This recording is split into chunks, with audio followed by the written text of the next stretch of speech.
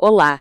Hoje a gente vai mergulhar fundo, lá nos campos de cevada de Beth-Lehem, a Casa do Pão. O clima tá tenso, né? Naomi voltou de Moabe amargurada, viúva, sem filhos. Só com Ruth, a nora moabita, como companhia leal. Uma situação bem difícil. Exato, e é nesse cenário que surge Boaz. A descrição dele é forte. Ish Gibor Rayu. Um homem, assim, de posses, de força, mas também de retidão. Um pilar na comunidade. Isso! E nossa exploração hoje, muito inspirada nos ensinamentos do Moré André Klein Rosa, vai tentar entender Boaz não só como um cara legal, sabe? Mas como um verdadeiro arquiteto da redenção espiritual. Vamos usar a lente da Cabala para isso. Perfeito. E olha, o próprio nome, Boaz, já diz muito. Nele há força. Isso conecta direto com a coluna esquerda do templo, sabe? Ligada a Sefirá de Gevurá. Gevurá. Força, rigor, discernimento. Às vezes soa meio pesado, né? Mas é fundamental não ver Gevurá só como, julgamento severo. Pensa nela como uma força que estrutura, que bota a ordem, sabe? Que impõe os limites necessários para o autocontrole, para organizar o caos. Uma força construtiva. Uma força que constrói, então, não só que derruba ou pune. Exatamente. E a chave em Boaz é justamente o equilíbrio. A Gevurá dele não está sozinha. Ela vem temperada, harmonizada por Hesed. Hesed, a misericórdia, a bondade. Isso, a bondade expansiva. Ele vê Ruth, a estrangeira, catando as sobras no campo dele. Poderia ignorar, né? Tinha até respaldo na lei, nos costumes, talvez. Sim, seria o mais fácil. Mas ele não. Ele percebe algo mais ali. A dignidade dela, a alma elevada. Então ele usa a força e a posição dele para quê? Para proteger, para sustentar, não para oprimir. É o discernimento da Gevurá, guiado pela compaixão da Hesed. Faz sentido. Totalmente. Essa primeira interação já revela muito. Mas tem aquele momento, na Era. À noite, Ruth se deitando aos pés dele. Essa cena é... Uau! O que a Cabala diz sobre isso? Ah, a Era. Muito simbólico. É um lugar de quê? De separação. Separar o grão da palha, a essência da casca, da clipa. E a noite? Bom, a noite sempre remete ao oculto, né? As conexões mais profundas. E a atitude de Ruth? Não é algo, sei lá, arriscado? Veja bem, não é uma sedução no sentido vulgar. É bitu, uma anulação profunda do ego. Ela se coloca aos pés dele o ponto mais baixo, que a gente liga a Malhut, o reino aqui na terra, mostrando total humildade. É como se ela dissesse, estou aqui, vazia, pronta para receber a força redentora.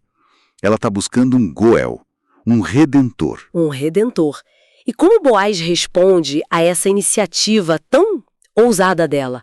Isso deve dizer muito sobre ele. E diz, ele age com total integridade. Ele a abençoa, reconhece a virtude dela, chama ela de Eshet Rayayu, mulher de valor.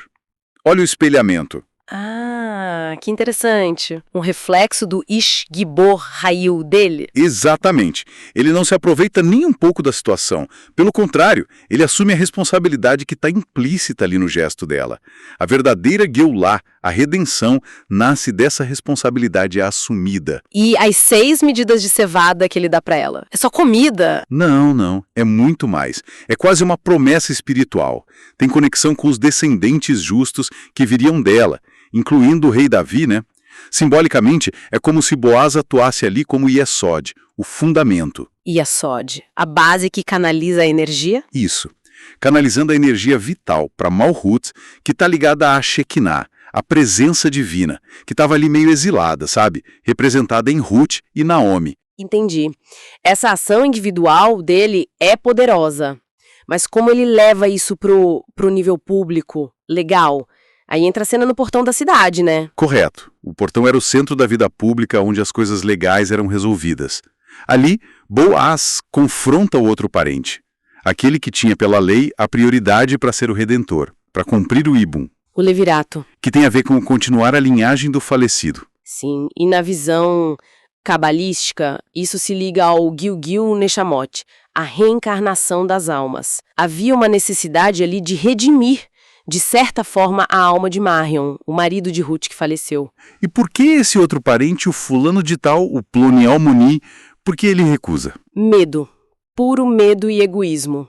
Ele diz, para não arruinar a minha herança.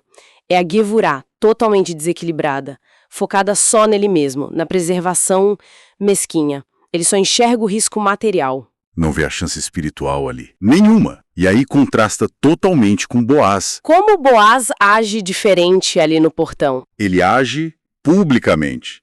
Com a força dele, a Gevurah, mas perfeitamente alinhada com a misericórdia, com a responsabilidade, com o Hesed. Ele não só cumpre a lei, ele eleva a lei. Ao assumir Ruth, ao assumir a herança, ele não faz só um casamento, é um zivug. Uma união sagrada. Uma união sagrada, uma retificação. E o resultado? Cura a amargura da Naomi, integra Ruth totalmente no povo de Israel, redime a linhagem e o fruto dessa união é Oved. Oved, que significa servo. E essa linhagem, Oved, gera Ishai, que gera o rei David. Fica muito claro, né? A ação consciente, equilibrada de Boaz foi uma ponte essencial para a linhagem messiânica. Precisamente. Ele não foi só uma peça no jogo do destino. Ele foi um agente ativo, um construtor, um arquiteto mesmo, da redenção. Então, a história de Boaz é um modelo muito poderoso para a gente. Não é só sobre ser bom, é sobre usar a força de um jeito construtivo, redentor. Uma força que eleva, que transforma, em vez de dominar. Sem dúvida nenhuma. E acho que isso deixa uma reflexão importante para nós, né? Todos nós temos nossa força interna, nossa Gevurah, e nossa capacidade de compaixão, Hesed.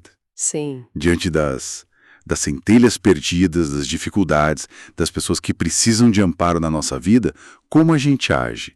A gente recua com medo de misturar as coisas, de arriscar o nosso pequeno mundinho, nossa pequena herança, como planear o money? Ou a gente usa a nossa força com responsabilidade, com compaixão, para tentar redimir, para elevar, para construir algo maior, como Boaz fez.